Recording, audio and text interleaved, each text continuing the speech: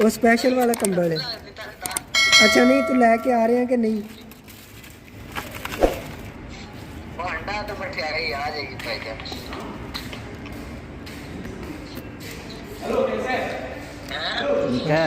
गन्ने मेरे नानके लवाए तो यार वो मेरे नानका ने गन्ने भेजे ने, वो उन्होंने की करना है?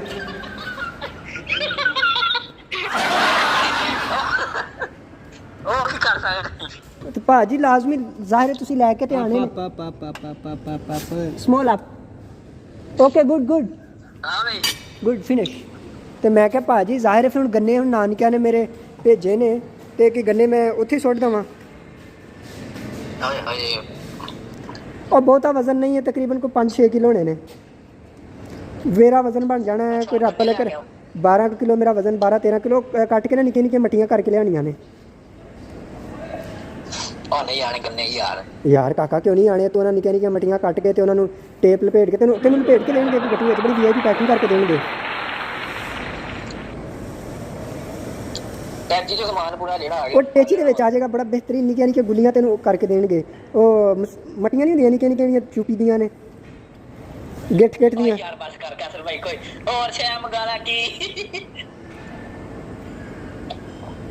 दुध फिर लै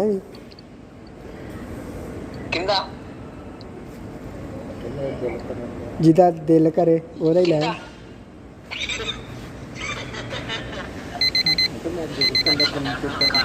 यार दिल भाजी दिल करन दिया गन्ने चुपन नूं, हुण गन्नियां ना कहा कि असीं पहुंचा दांगे घर, हुण तुसीं नखरे करन लग पे हो।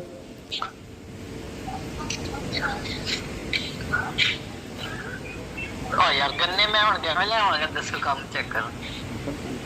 यार तू की सिर ते चुक के लियाने ने? आने ते जहाज ते ने। आने ते जहाज ते ने पर चलो ठीक है यार, नहीं तेरा दिल करदा ते भरावा, और नहीं दिल करदा ते ना सही यार। ओके खलास, टाटा बाय बाय, खत्म खलास। बनाया होया है बाल्टी ते 5 किलो मिठाई है। होंडा ते आ जाएगा, होंडा ते मिठाई आ जाएगी, कंबल नहीं आ सकदा। क्यों कंबल क्यों नहीं आना? मेरे सौहरिया ने कंबल भेजा मेरे वास्ते।